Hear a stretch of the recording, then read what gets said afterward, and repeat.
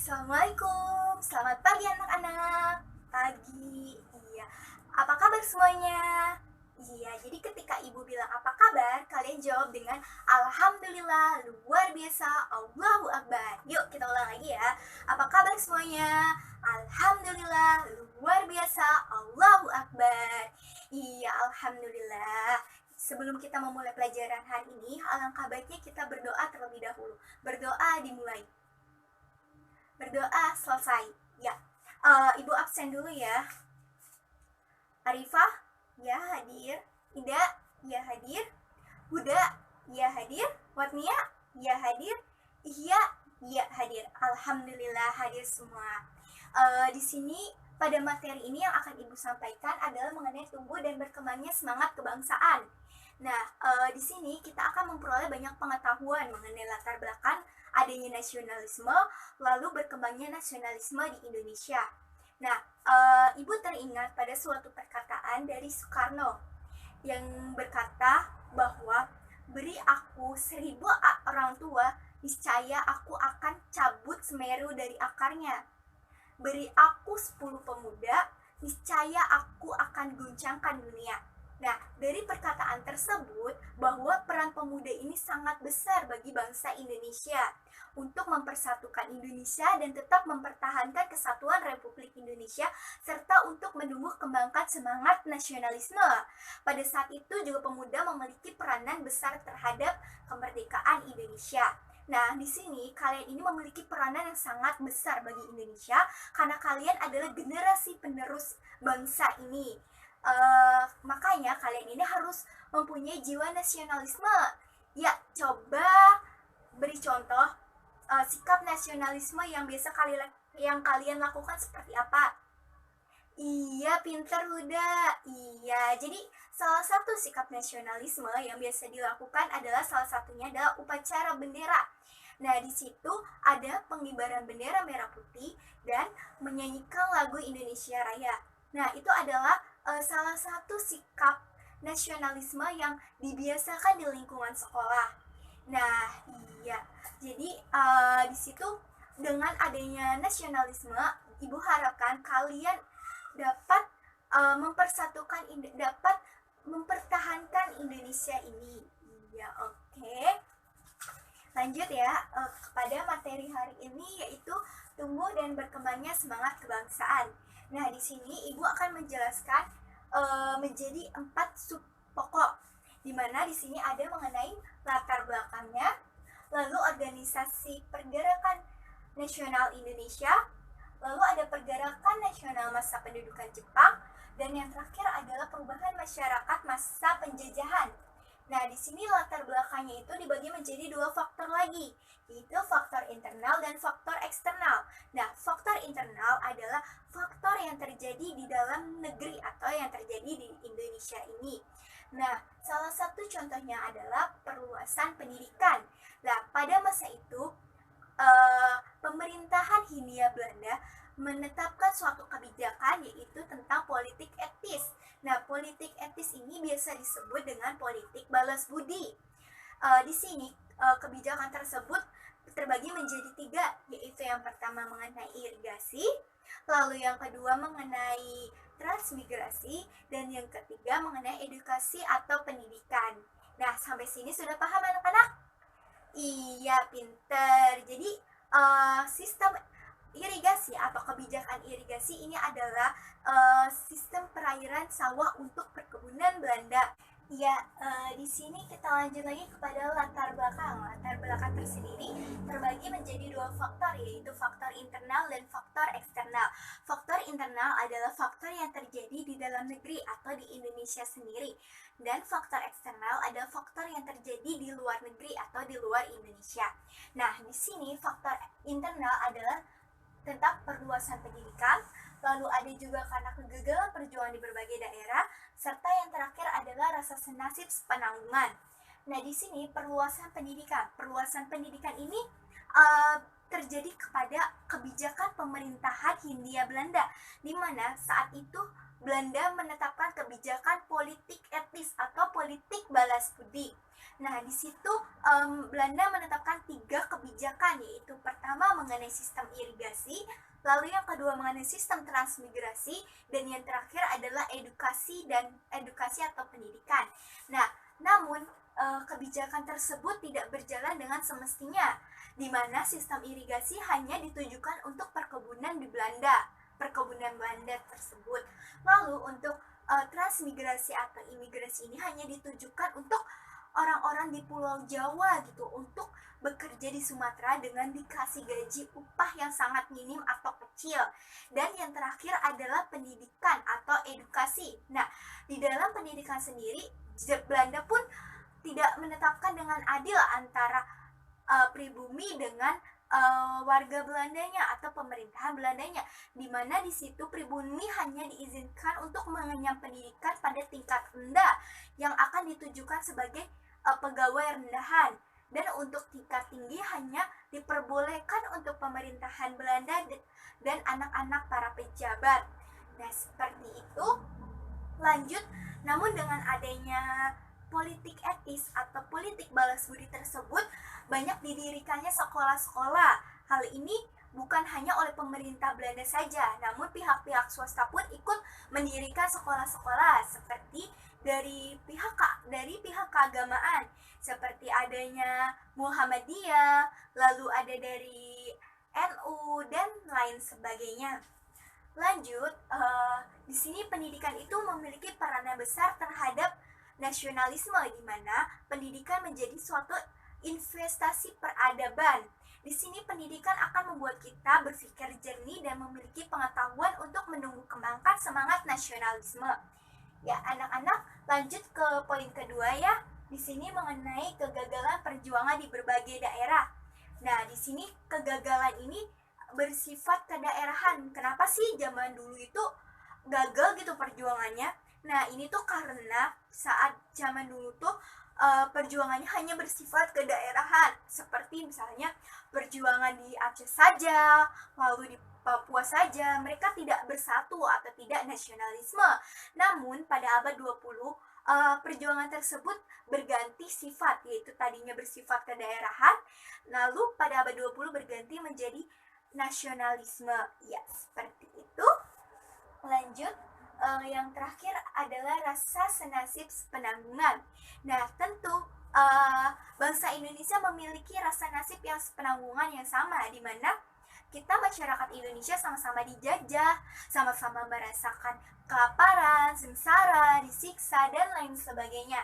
Nah, hal-hal tersebut itulah yang menjadi latar belakang munculnya rasa persamaan, munculnya nasionalisme pada diri masyarakat tersebut, khususnya masyarakat Indonesia. Ya, lanjut lagi kepada faktor eksternal atau faktor yang terjadi di luar negeri ya. Di sini ada mengenai berkembangnya paham-paham baru. Nah, di sini ada yang tahu paham apa saja? Oh iya, pinter. Iya, jadi di sini ada paham-paham mengenai sosialisme, liberalisme, islamisme, serta demokrasi, dan lain sebagainya. Nah, paham-paham tersebutlah yang menjadi dasar dari sikap nasionalisme, dasar dari untuk mengembangkan sikap nasionalisme, karena ada sebuah paham-paham yang masuk ke Indonesia.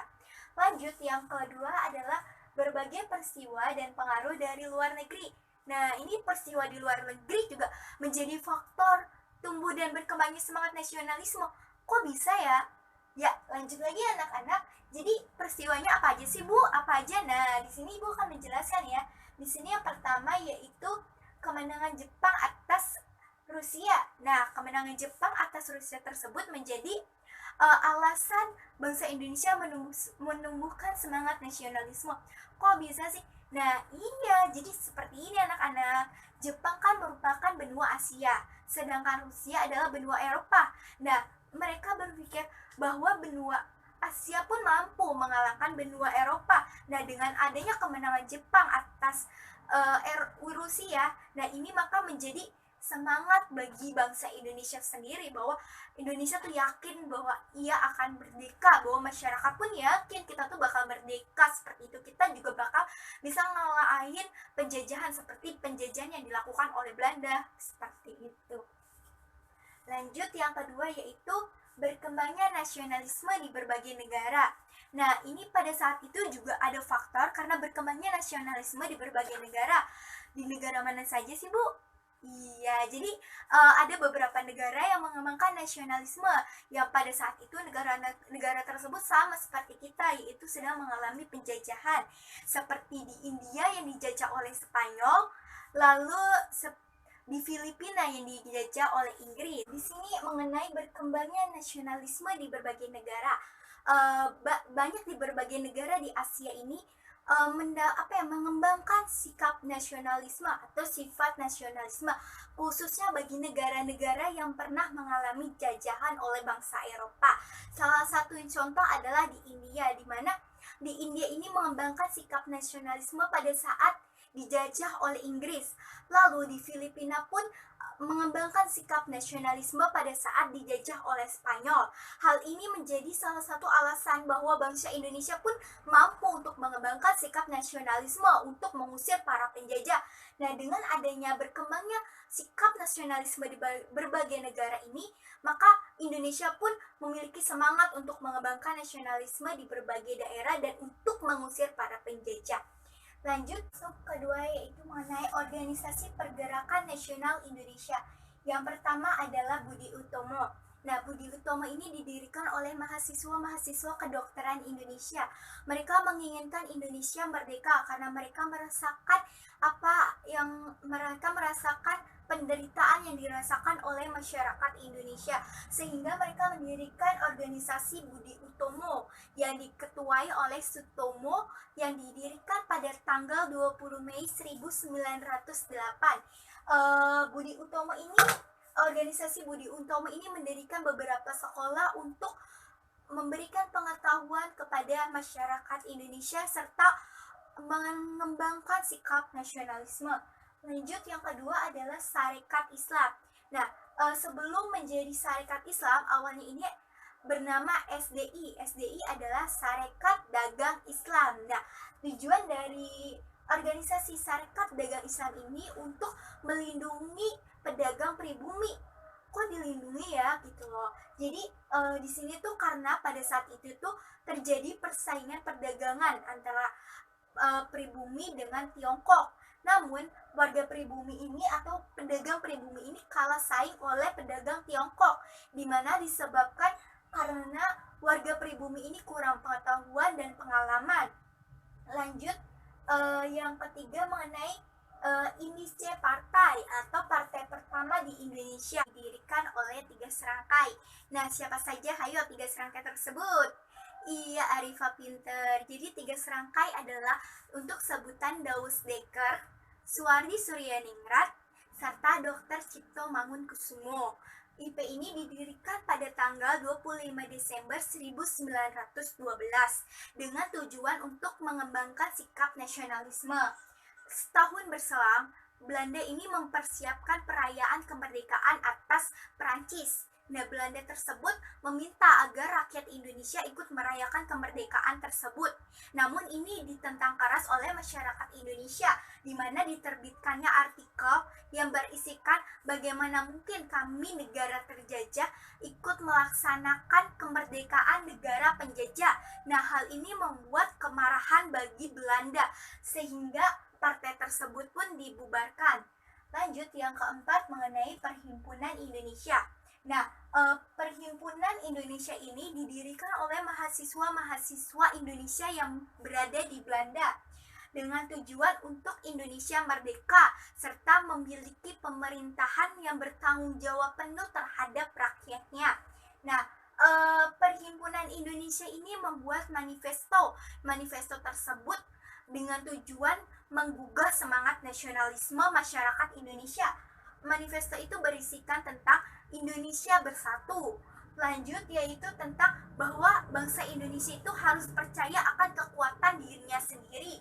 Lalu yang ketiga adalah bangsa Indonesia ini harus terlibat untuk melakukan perjuangan. Semua lapisan masyarakat harus terlibat dalam perjuangan tersebut.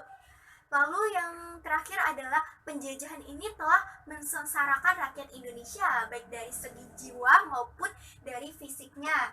Nah, manifesto ini terlaksana atau terrealisasi pada Sumpah Pemuda. Nah, di sini ada yang tahu isi Sumpah Pemuda? Iya, silakan Huda.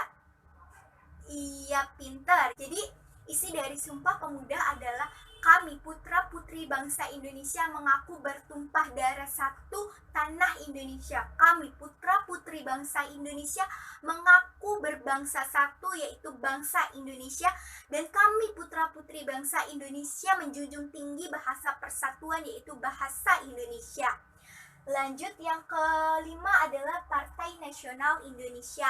Dan partai ini didirikan pada tanggal 4 Juli 1927 yang dipimpin oleh Insinyur Soekarno. Nah, partai tersebut ditujukan atau bertujuan untuk mengembangkan sikap nasionalisme bangsa Indonesia. Namun partai tersebut tidak berjalan dengan lancar atau kembali dibubarkan oleh Belanda karena partai tersebut dianggap telah menyebarkan sikap nasionalisme tersebut sehingga membuat kerugian pada pihak Belanda. Lanjut, yang ketiga adalah Pergerakan Nasional Masa Pendudukan Jepang. Nah, di sini yang pertama adalah proses penguasaan Indonesia. Jadi Jepang itu pada awal mulanya datang ke Indonesia hanya dengan tujuan kepentingan ekonomi dan politik. Karena Jepang tersendiri adalah negara industri terbesar di Asia, sehingga Jepang membutuhkan bahan-bahan baku, bahan-bahan mentah untuk industrinya. Nah, Indonesia ini akan kaya akan rempah-rempah, bahan baku, sehingga menjadi tujuan dari Jepang tersebut. Jepang pertama kali mendarat di 3 daerah. Ya, siapa yang tahu daerah mana saja? Iya, pinter. Daerah tersebut adalah di Kalimantan, Sumatera, dan Jawa. Nah, proses penguasaan tersebut, Jepang pertama-tama menaklukkan beberapa daerah karena saat itu di Indonesia sendiri masih ada Belanda gitu loh, masih ada penjajahan dari Belanda, sehingga Jepang pun menarik taktik agar bisa menguasai Indonesia, yaitu dengan menjanjikan kemerdekaan kepada Indonesia. Lalu terjadi persengketaan sengit antara pihak Belanda dan pihak Jepang. Namun Belanda tersebut pada akhirnya kalah, yaitu mengaku kalah tanpa syarat, sehingga Indonesia tersebut menjadi kekuasaan Jepang sepenuhnya. Lanjut, yang kedua adalah kebijakan pemerintah militer Jepang, yaitu membentuk organisasi-organisasi sosial, pembentukan organisasi semi militer, lalu pengarahan Romusha, dan yang terakhir adalah eksploitasi kekayaan alam. Ya, yang kedua adalah kebijakan pemerintah militer Jepang. Nah, Jepang ini membagi 3 daerah pemerintahan militer, yaitu Angkatan Darat di Sumatera, Angkatan Darat di Jawa dan Madura, dan Angkatan Laut di Sulawesi dan Kalimantan. Nah, lanjut di sini adanya pembentukan organisasi-organisasi sosial. Organisasi tersebut adalah Gerakan 3A, lalu Pusat Tenaga Rakyat, lalu Jawa Hakokai, dan Masyumi. Nah, organisasi-organisasi sosial tersebut ditujukan atau bertujuan agar mendapat simpati dari masyarakat Indonesia serta mendukung penuh keberadaan Jepang di Indonesia. Lanjut, yang kedua adalah pembentukan organisasi semi militer. Nah, di sini organisasinya juga terbagi menjadi 5 organisasi semi militer. Yang pertama adalah Seinedan, yang kedua adalah Fujinkai, yang ketiga adalah Keibodan, yang keempat adalah Heiho, dan yang terakhir adalah Peta. Nah, di sini Seinedan adalah orang barisan pemuda yang dimana tujuannya itu memberi pembekalan pertahanan tanah air. Organisasi Seinedan ini mendapat simpati dari masyarakat Indonesia, banyak yang mengikuti organisasi tersebut. Lalu Fujinkai ini berisi para himpunan wanita yang berusia 15 tahun ke atas. Lalu ada juga Keibodan, yaitu Keibodan adalah barisan pembantu polisi Jepang. yang berisikan para laki-laki yang berusia 20-25 tahun. Lalu ada juga Heiho. Heiho adalah prajurit pembantu Jepang. Yang terakhir adalah Peta, pembela tanah air. Nah, Peta tersebut adalah angkatan bersenjata yang mendapat pembekalan dari militer Jepang. Lanjut, yang di sini ada di pembentukan organisasi semi militer ini ditujukan agar masyarakat Indonesia mendukung penuh Jepang untuk melawan sekutu dalam Perang Dunia Kedua. Lanjut, yang ketiga adalah pengerahan Romusa. Nah, pada masa penjajahan Jepang di Indonesia itu adanya kerja paksa yang biasa disebut dengan Romusa. Romusa ini kebanyakan adalah dari orang-orang Jawa yang ditujukan untuk bekerja seperti membangun jalan raya, rel kereta api, lalu ada juga dengan berbagai hal yang mendukung Jepang dalam melawan sekutu serta untuk memperlancar perekonomian. Namun Romusa ini menyengsarakan rakyat Indonesia atau membuat rakyat Indonesia menderita, di mana banyak sekali rakyat Indonesia yang meninggal pada saat tersebut karena makannya tidak terjamin, kesehatannya tidak terjamin, lalu di mana kerjanya itu begitu keras sehingga banyak terjadi penyakit-penyakit dan meninggal dunia, bahkan meninggal dunia, sehingga pada saat itu banyak para pemuda yang meninggalkan kampung halamannya karena tidak mau bekerja menjadi Romusha, sehingga pada saat itu hanya ada kaum ibu-ibu dan anak-anak.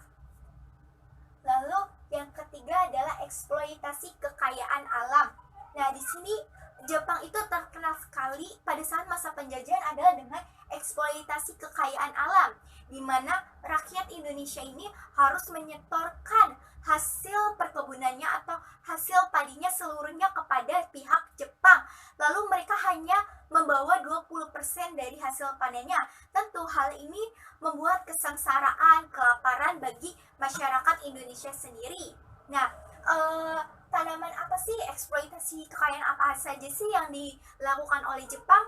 Yaitu eksploitasi tentu yang mendukung pada perperangan atau yang mendukung Jepang melawan sekutu, seperti tanaman jarak untuk pelunas. Nah, lanjut di sini, setelah adanya kebijakan dari militer Jepang tersebut, maka menggairahkan masyarakat Indonesia atau menggugahkan masyarakat Indonesia khususnya pada sikap kaum pergerakan atas penjajahan Jepang di Indonesia. Yang pertama itu sikap kaum pergerakan tersebut memanfaatkan organisasi-organisasi pembentukan Jepang. Nah, di sini banyak sekali organisasi-organisasi pembentukan Jepang ini dimanfaatkan oleh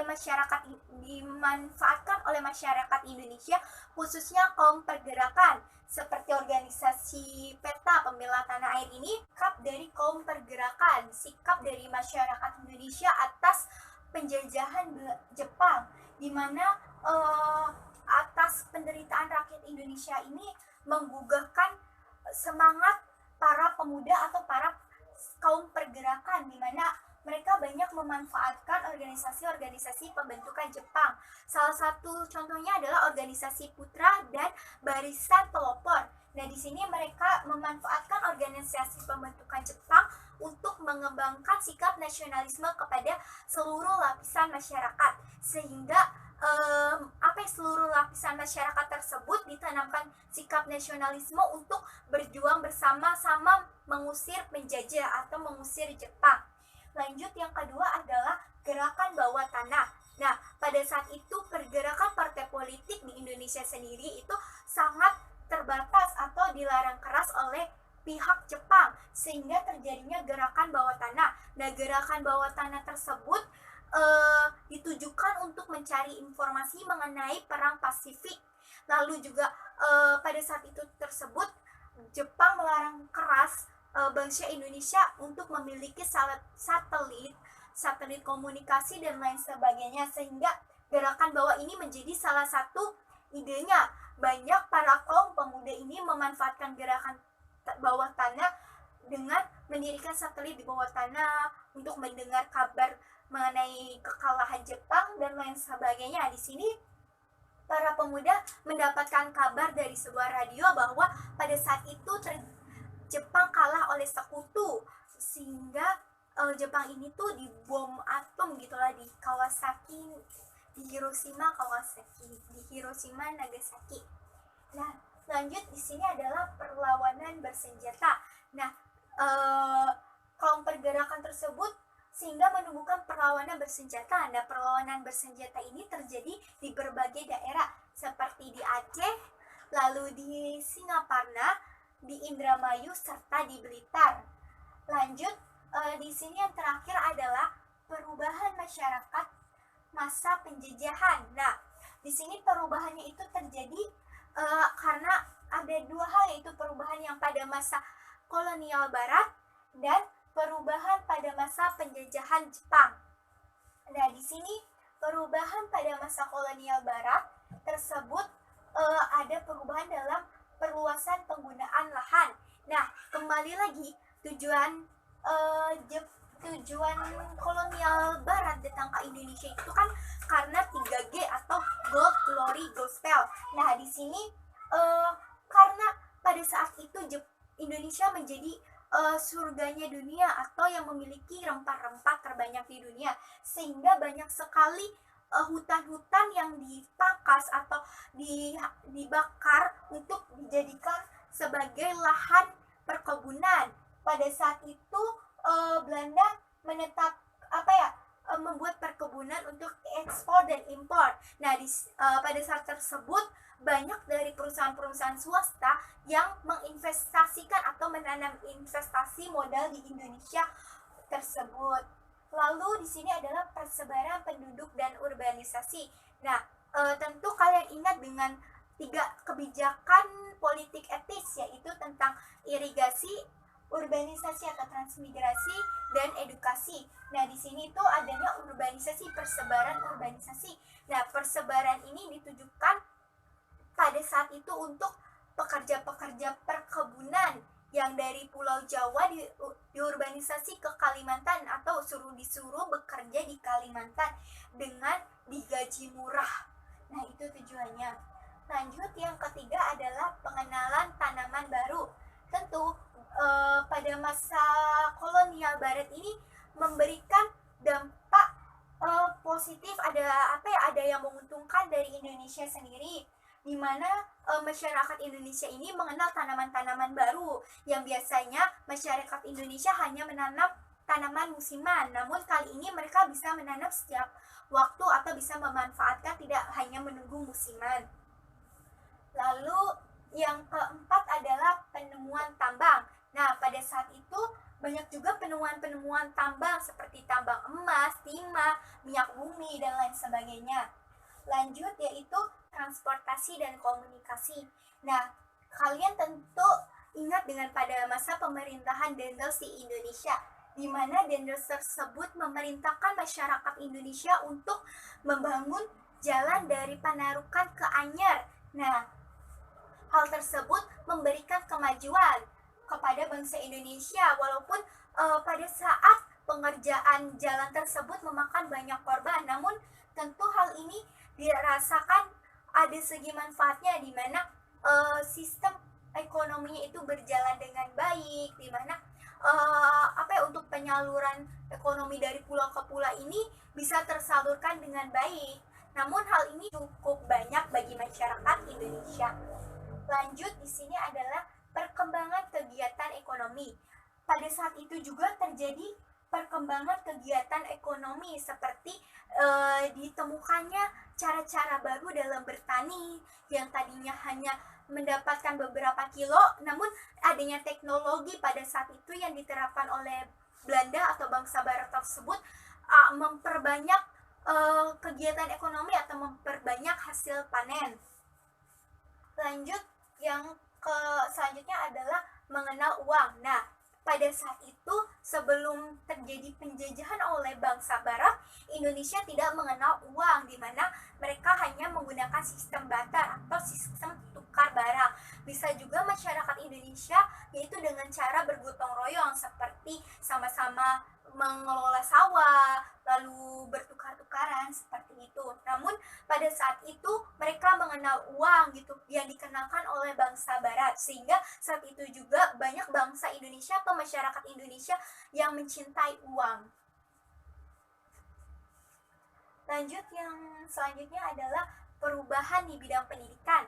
Nah, tentu di sini terjadinya perubahan dalam bidang pendidikan yang tadi yang mengenai kebijakan politik etis, yaitu di sini banyak didirikannya sekolah-sekolah. Sekolah-sekolah tersebut didirikan bukan oleh pemerintah barat saja, tetapi oleh pihak-pihak swasta seperti dari NU, terus dari Muhammadiyah, lalu dari Katolik, dan lain sebagainya, serta dari kaum-kaum pergerakan juga yang mendirikan beberapa sekolah untuk mengajarkan pengetahuan dan serta mengembangkan sikap nasionalisme bagi bangsa Indonesia. Lanjut, yaitu pada aspek politik. Tentu bangsa barat memiliki peranan terhadap aspek politik di Indonesia, di mana saat itu Indonesia hanya mengenal sistem kerajaan yang dipimpin oleh raja. Namun pada saat pemerintahan Belanda di Indonesia atau bangsa barat di Indonesia ini berganti dari raja menjadi sistem pemerintahan yang diperintah oleh gubernur, bupati, dan lain sebagainya. Lanjut, yang terakhir adalah aspek budaya. Tentu hal ini adanya perubahan dari aspek budaya seperti yang kita lihat atau yang kita ketahui ya anak-anak. Di sini kan kita masih bisa menemukan beberapa bangunan peninggalan Belanda seperti misalkan bangunan Benteng Van de Burg ataupun yang sebagainya. Lalu di sini juga ada dari aspek budayanya itu dari segi berbicara, kosakata, serta dari penampilan atau bajunya ya anak-anak. Lanjut, kita pada perubahan pada masa pendudukan Jepang di Indonesia. Tadi kan sudah menjelaskan tuh yang tentang bangsa barat di Indonesia.